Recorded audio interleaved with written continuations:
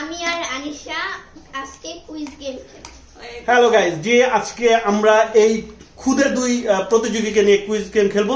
তো আমাদের সাথে থাকবেন, আশা করি আজকের ব্লগটি আপনারা এনজয় করবেন। ভিডিওটি ভালো লাগলে অবশ্যই লাইক কমেন্ট শেয়ার করে যাবেন।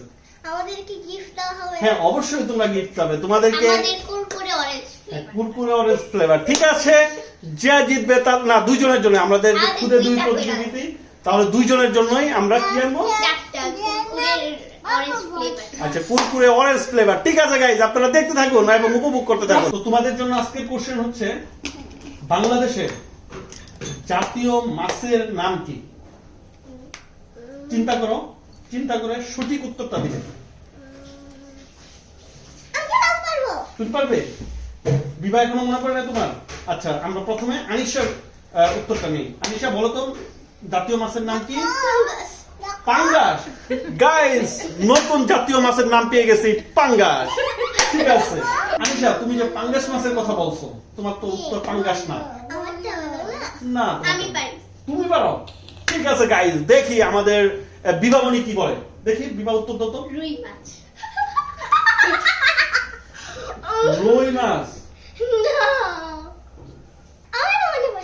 মনে পড়ছে? আর তোমারও মনে পড়ছে? দুইজনই দেখা গেছে এর আগে বলেছে পাঙ্গাস, একজন বলেছে রুই।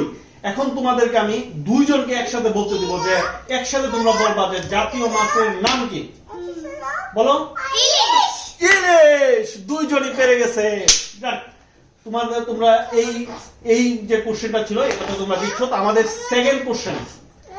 সেকেন্ড কোশ্চেনটা হচ্ছে, বিবার কাছে আমি প্রথম বলতেছি যে বাংলাদেশের প্রধানমন্ত্রীর নাম কি? তুমি পারো? বলো তো। শেখ মুজিবুর রহমান। না, হলো না।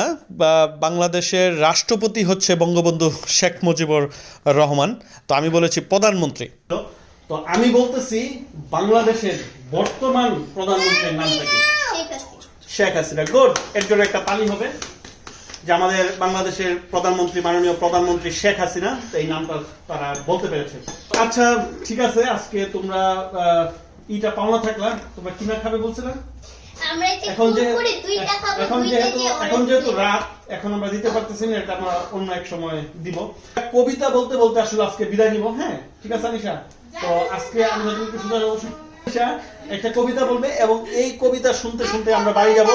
যারা এই ভিডিওটি দেখতেছেন, এই দুই পিচ্চির জন্য, আনিশামণি এবং বিবামণি, ওদের জন্য আপনারা সবাই লাইক কমেন্ট এবং ফলো দিবেন। আর টুনাটুনি ব্লগ পেজটি ফলো দিয়ে রাখবেন। আমরা প্রতি সময় সবসময় চেষ্টা করি আপনাদের জন্য নতুন নতুন ব্লগ দেওয়ার জন্য। তো আজকের কবিতা শুনতে শুনতেই আমরা বাড়ি যাব। ভালো থাকবেন সবাই, আল্লাহ হাফেজ। হ্যাঁ আনিশা, তুমি তোমার কবিতাটা বলো। Early to bed and early to rise, ক্যামেরার দিকে তাকাও। healthy, wealthy and wise. Always early, never late. That's the way to begin. Wow, এভাবে কি প্রতিদিন সকালে ঘুম থেকে উঠে পড়ো?